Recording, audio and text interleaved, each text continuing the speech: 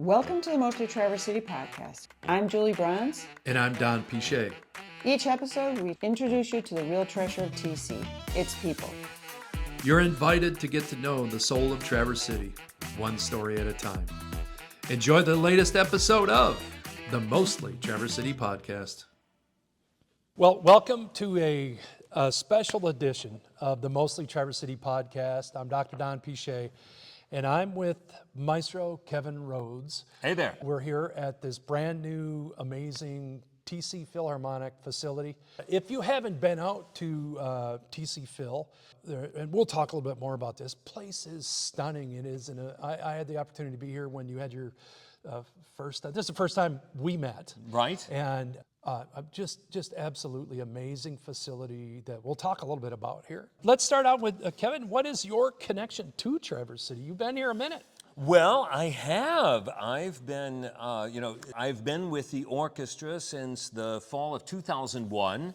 And, in the world of performance and orchestras and theaters and schools, you have the season. And the season is just analogous to a school year. Starts in September, goes through May or June.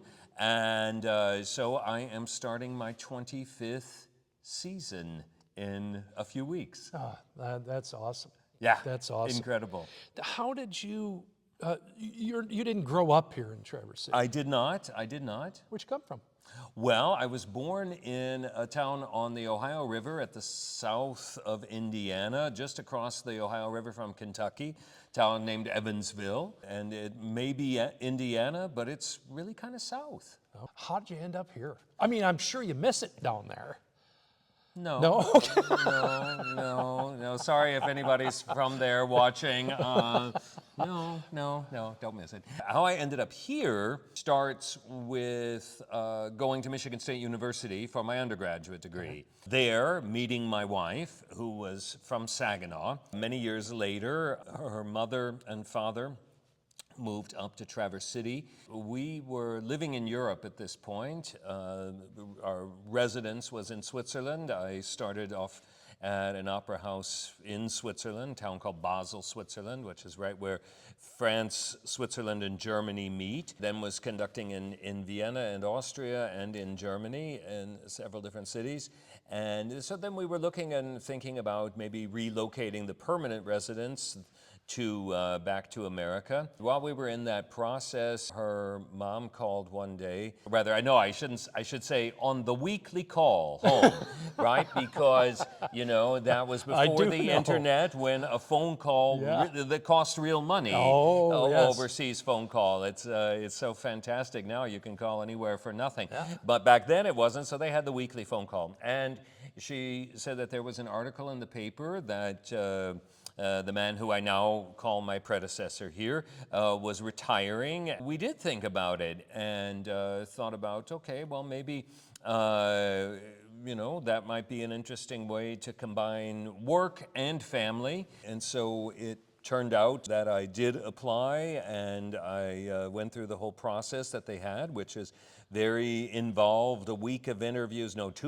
interviews and rehearsing with the orchestra, which used to rehearse a lot more back then because there were a lot of amateurs in the orchestra at that point. It was a very different kind of orchestra then. So I was the person they selected, and the task was take the orchestra to the next level, build it, make it better. That's what we did, and that's what we have been doing this whole time. My career in Europe has continued to this day.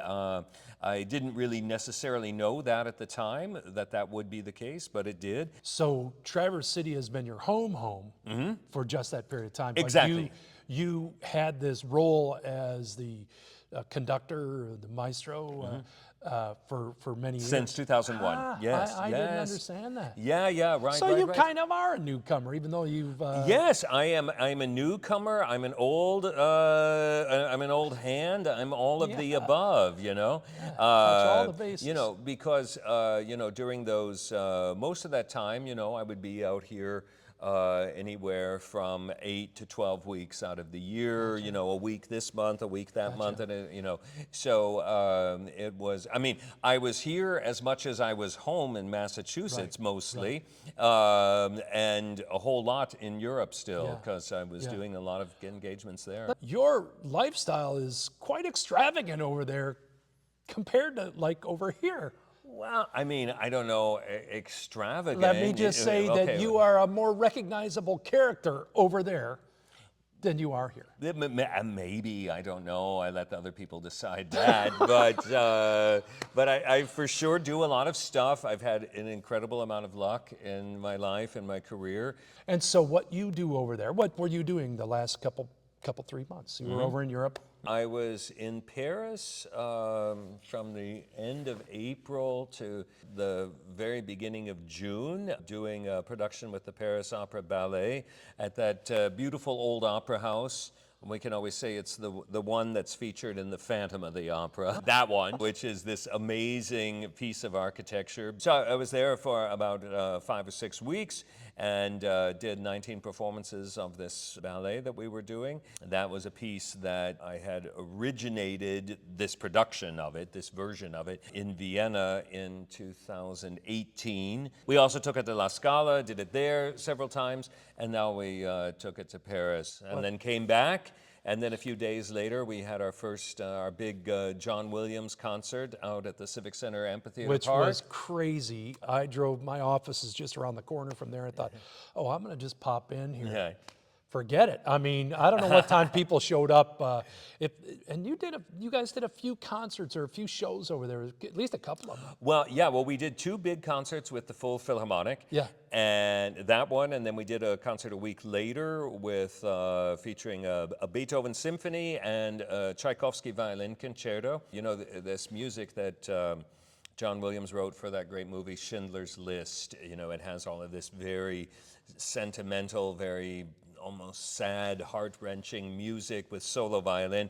Well, I brought a violinist who had played with us before to come and play that, and he stayed the week and then played the Tchaikovsky concerto the next week. So then, in addition to that, we had our Encore Wind Ensemble. They played on the 4th of July. We had various educational groups out there, our Civic Strings, our Suzuki groups, our this or that, our you know, just an endless variety of summer stuff going on. And then just last week we wrapped up season 2024-2025 with our big year-end fundraiser last week. It is simply amazing, and I think what's neat, and maybe I'm just naive, but it seems like there's a new interest, and there's life.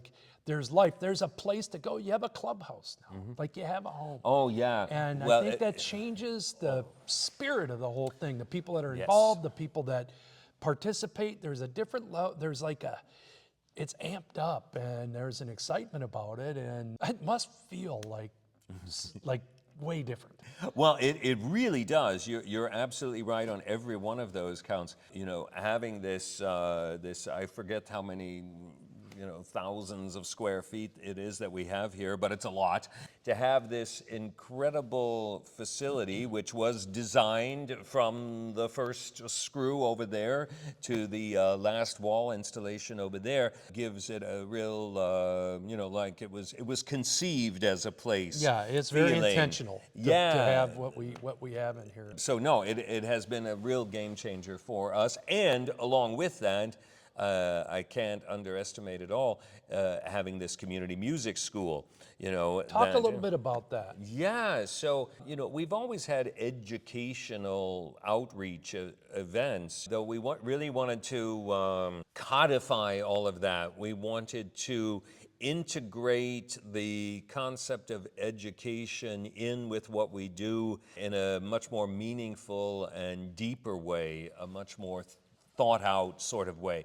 Part of this space was the founding of this community music school, and we have literally hundreds of children and adults taking part in our classes, in our studies, taking lessons. The thing about music is that it is really something you have to learn from another person who knows how to do it. What, you can't watch it on a YouTube video? No, you absolutely What, cannot you can't learn get how the to app? do it. You can. There are lots of apps to help you, but no, you really need that. It's a real.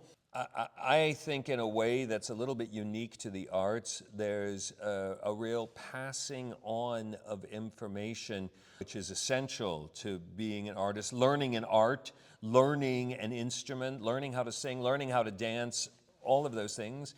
I don't know if they still do it, but when I was in grade school, before you joined band or orchestra, you had that year where you played the song flute, the tonad, everybody, right? like it or not. Right, exactly. And what we do as professionals isn't that far from exactly that, except at a higher level. It's actually something everybody can relate to, even if they don't think they can or don't know that they can. The model isn't any different. It truly isn't. And you started off by calling me maestro. Well, that word literally means teacher. So does doctor. Does it mean teacher? I did not know that. What's interesting is you're really talking about this art of mentorship. Really, I think that's what I hear. That's the word I would use. And that mentorship can't happen through a screen. Nope. It can't happen on a phone call. I mean, we can do, but there needs to be connection there. Absolutely. And one of the things we know, and this is maybe a little bit out there, but one of the things we know is that humans, in order for me to have like a meaningful relationship connection with you, I need to be within 6 feet of you. That you guys have a place to do this at the most important time in at least the time that we've been on this planet, where kids can have a safe place to come and learn an art that will take them who knows where in this world. But what they're really learning is to harness their own potential. Absolutely. Whether it's music or not. Absolutely. We don't necessarily use these highfalutin terms with kids, but for me, this is really what it is. Learning something, and then particularly when you start to do it in an ensemble with others, you are working with others directly there in the same room to create something of beauty. Think about how that sounds when I say that to you. If I said, "Hey, Don, we're gonna go over there and we're gonna create something of beauty together," but that's what these kids are actually doing, even though they don't know to call it that. It's so neat to see, and I came to a recital here, and I was blown away that some of these kids playing in this, and there was young people, and there was middle-aged people, there were older folks in here, but the important thing that I saw is that you're making a distinct or a specific or an intentional effort to fill the bucket. I think it's also a particular challenge places that aren't metropolitan centers. By metropolitan center, I mean a place where you have a whole population of people, of hundreds of thousands, living in a place where most of their life is taking place on foot or on some kind of public transportation within an area that is very definable, right? Certainly, I think Europe has come back more easily in some of these regards than the United States because most of the population lives in these sort of urban centers. So, okay, things are open again and you're back out and you're doing it in whatever. In most of the United States where you have to really consciously decide, I'm going to that gotta place. be committed. I'm going to get in my car and I'm going to go to that place, which is not between where I work and where I live or where I go to the grocery or whatever. I have another question for you. Let's say someone is new to Traverse City. Yes. How would you suggest they plug into this culture, this community? Well, the first thing they should do is to go online to tcphil.org and find out when our concerts are. Okay, yes. And then you will find hundreds of other people that the only thing you have to have in common is that you enjoy great performance. Certainly, we have an incredible number of things going on, in quotation marks here, for the size that we are. I mean, it's just mind-boggling how many things there are going on. But I know this from lots of people that, because I have lots of friends in my semester who have decided to move someplace else. They have to figure out how you get involved because you really can't just exist in that someplace else like you're on a desert island, right? We're not meant as humans to live like that. No, we need each other. no. We can look at our cousins, the chimps, and see that they like to hang out in groups. They do. And build their own societies. I think it's certainly the same thing for us. It's the magic of community, and I mean, that's part of the reason that Dr. Julie and I are doing this podcast is that, look, we got a lot of people coming to this community, and we want to acclimate them and find us a place where they can have exactly what you're having as quickly as possible. We have gobs of opportunities. They're just, a lot of times people just don't even know they exist.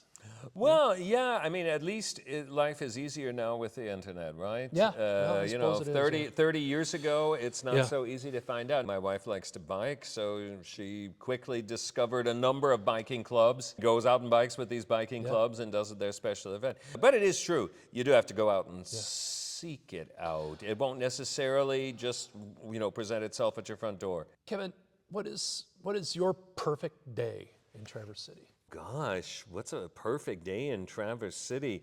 A nice outdoor late breakfast would be on the top of my list, I think. It's hard for me to say beyond that. I mean, I have so many days that I do love, but they're really specific to me. Working on the next schedule of events that we have to do, sorting out details, rehearsing with my musicians, performing for my audience. I thought this was going to be how you would answer the question. Right. Because I've watched you in action. Yeah. And I've seen you a couple of times perform.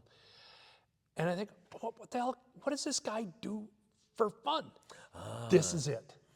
Well, you get to do exactly what you love. Yes. And so when you have your perfect day, it's working on creating more of what you love to do. Well, it absolutely is, unless I have the great situation to have a bunch of friends visiting town, and then we can just hang out all day and party. I didn't know that would be an option as an answer, but I can do that, and I'm pretty good. I'm pretty good with a cocktail shaker. Oh I will my say. gosh! Yeah. You have this incredible set of gifts. Passion that is, this is the longest you and I have got to sit down and talk, so it just like, it fills me up. I can feel it. I know I'm not the only person in the world that feels that. People say that about you. You could be anywhere. Why are you still in Traverse City? The thing about this job when it was an idea was that I felt in this community with this organization, what I might do here could perhaps make a difference. But here, this organization, when I started, it was called the Traverse Symphony Orchestra, had been for most of its life just a community orchestra, which means, not professionals at all, no money involved, people coming together to play. Then that started to make the next evolution, which is hired a few professionals to play in a few spots. Not really for professional salaries, but they got some money. Right. And then gradually more and more people got some money. So by the time I rolled around, everybody was making something, although very few would have been hired, let's say in Detroit or Grand Rapids, to do what they do, just because of the competition and for the for the job. My mission brief was to change all of that. So that's a major thing in the life of an organization, in the life of a community, because the whole history of orchestras and musicians playing together as organized groups. So that really begins as a function of the church. Right, in the 1600s. Theater also did exist, but that was theater, people acting, people doing plays. So then the nobility, the royalty, the whatever we want to call them, began to have their own court orchestras. And they would hire the likes of Haydn or maybe Mozart, although he never got one of those appointments, to write music for that nobility and their friends to listen to after an evening of, a big meal or festival or party or something like this. Then, towards the end of the 1700s, the idea of performing in public, selling tickets, the random person, the individual could come. This began to be a thing. But still, there's oftentimes a connection to the nobility in terms of sponsoring things, count this. Facilities for it, whatever. These ensembles, these proto-orchestras, these pre-orchestra orchestras, their size and their quality was definitely related to, it became a status symbol for that nobility, for that community. Here we go. It is definitely related to that, and it's a simple thing, to imagine, you need more people to have, because it costs more, you got to have, it's just like whether you're going to have a one stoplight in town or 50, back to this point in time. So navigating this transition, how fast to do it, how fast can it be done? How fast should it be done? How fast is possible? How well? How easily? How difficult? This is a super major event seen over the span of 100 years of a community and of an organization and of an orchestra. So taking this job at that moment and saying, that's what I'm going to do, and I have no idea back in 2001 how long I'll stay, how far I will see it through. But that's a really important thing. You really do make a difference as the music director, as the artistic director, as the conductor, making all of those decisions in those moments in the life of an organization in a way that the person 50 years before me or the person 50 years after me maybe won't in the same way. Maybe not so much will change under their watch, right, as has changed under my watch. Nothing as marvelous to watch and be a part of as creation. Kevin, I have one last question for you. Sure.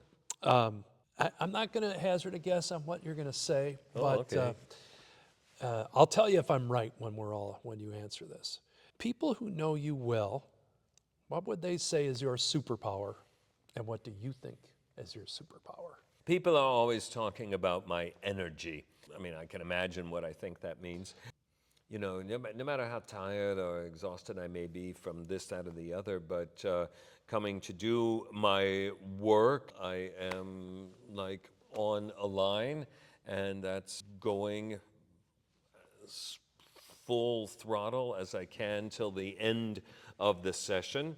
And that just comes very, very natural to me. I wouldn't know how to do it any other way, right?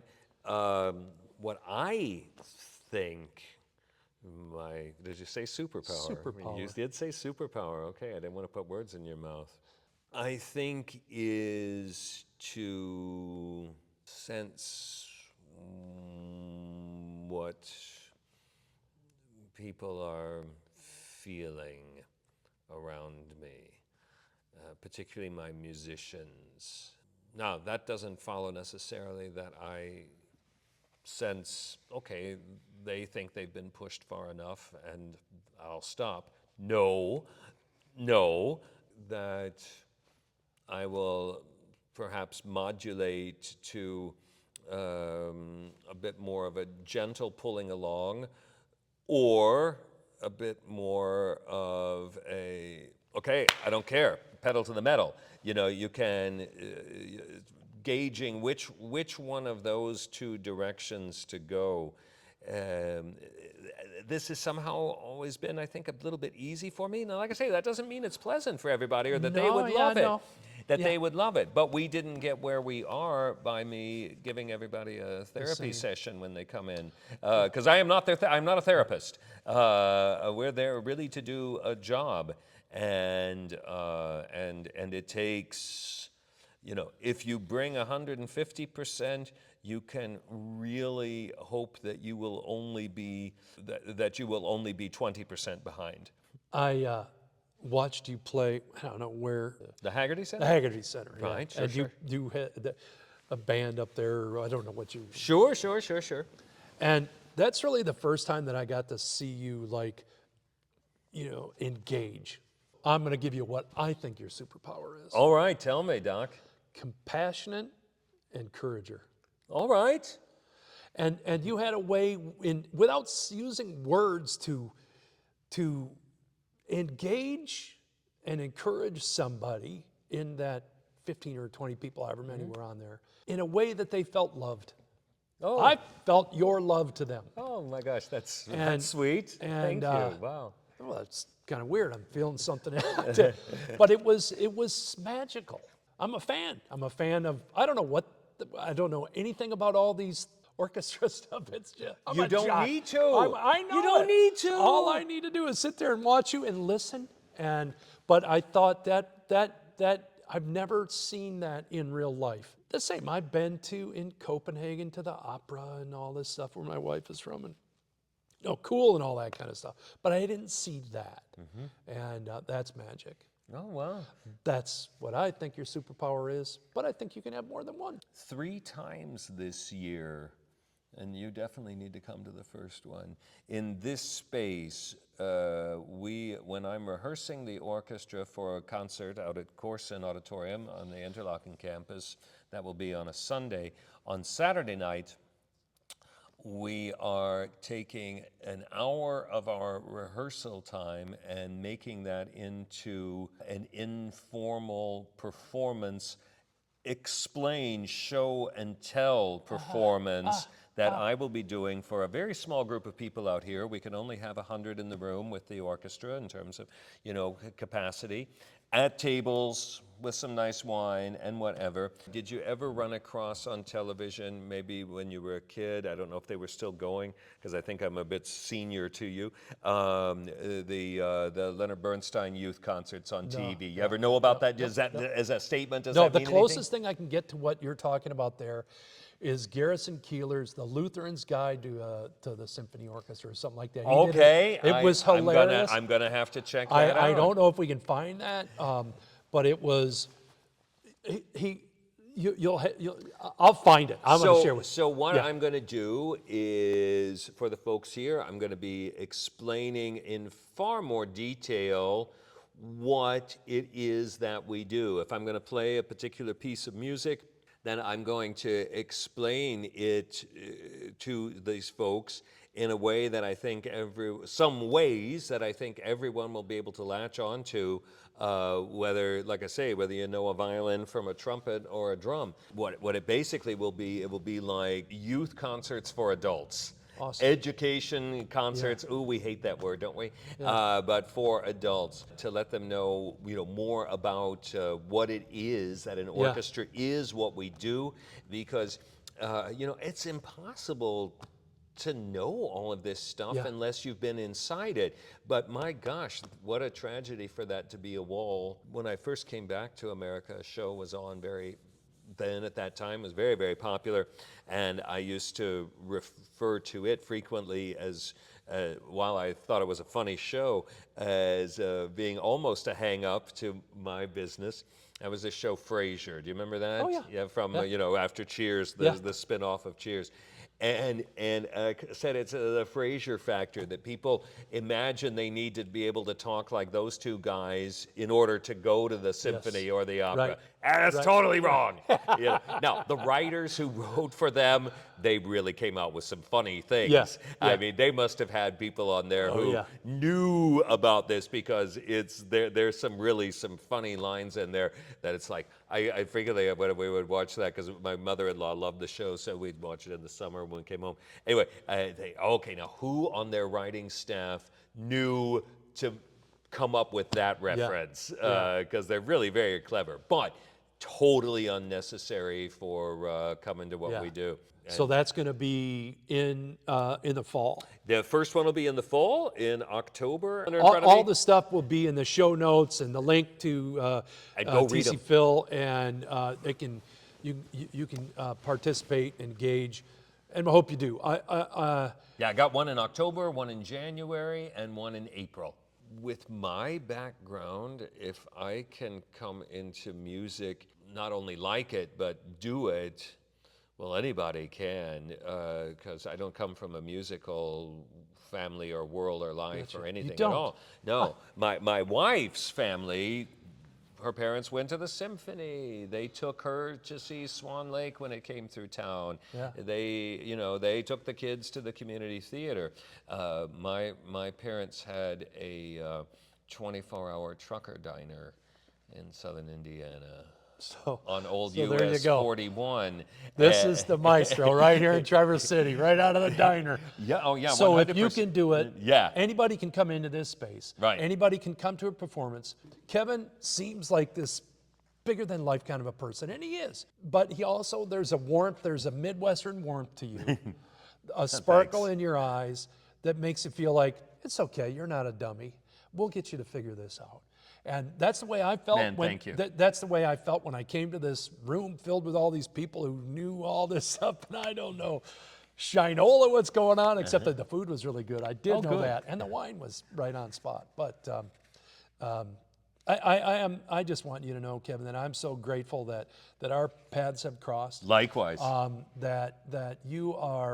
That this organization with you on the tip of the spear is going to make ripples in our community, not just in the beauty that you create, but in the relationships that are built in this space.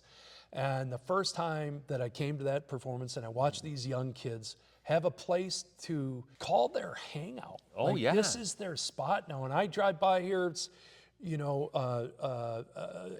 the afternoons, like in the school season, you know, and moms are coming in here dropping kids off, and this is a new epicenter. It really is. Of growing kids and growing skill sets and growing connections and relationships. I don't know squat about music, but I know it's all about relationships.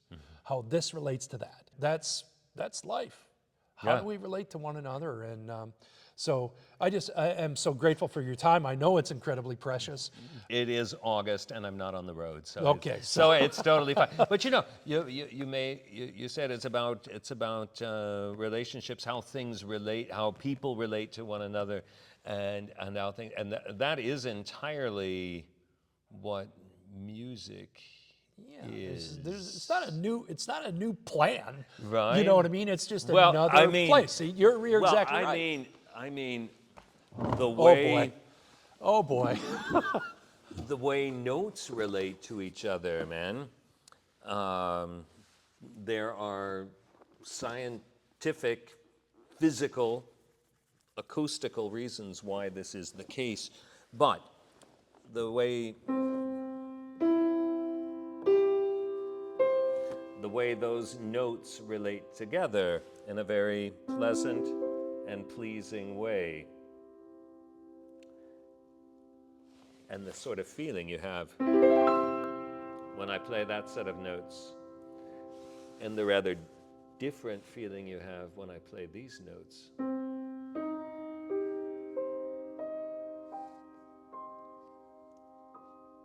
Yeah. That's a different feeling. That's different. What about this one?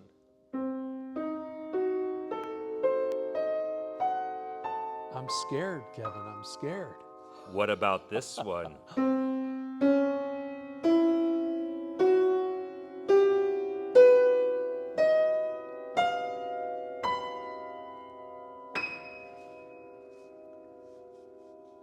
I'm not sure what to think about that one.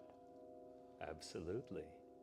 So, the way these things relate to each other, like I say, is just completely inherent to the physics of sound and pitches and a lot of stuff that would be part of a lecture that I would do sometime.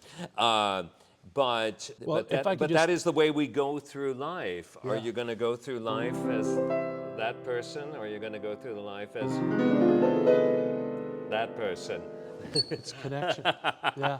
And the value of this space to be able to have those sounds in all these acoustic, I don't know if you can see the ceiling in this, but this is designed specifically so that I can feel that. But if I did this in my garage, it wouldn't necessarily have the same. Well, it could. it wouldn't have the same vibe, but if I played those notes for you, they would feel the same no Yeah. matter if I was in your garage or if I was in We, here. we are so blessed to have you in our community, Kevin. I'm so grateful to have you on the Mostly Traverse City podcast. Listen, this place is easily accessible. Engaging is super easy, tcphil.org. If you're like me, this is not normal for you. This is not a normal pattern for you to participate in this. Do something different. Give it a go. Give it a try. They got tons and tons of stuff happening, way more than you used to have. Oh my gosh. Yeah, and maybe this winter, make it a point to participate in some of this stuff. Thank you so much Thank for you. asking me to talk to you today. Appreciate you. Okay. We'll see you next time on the Mostly Traverse City podcast. Thanks for tuning in to the Mostly Traverse City podcast. Until next time, stay curious, stay connected, and keep living your own kind of magic.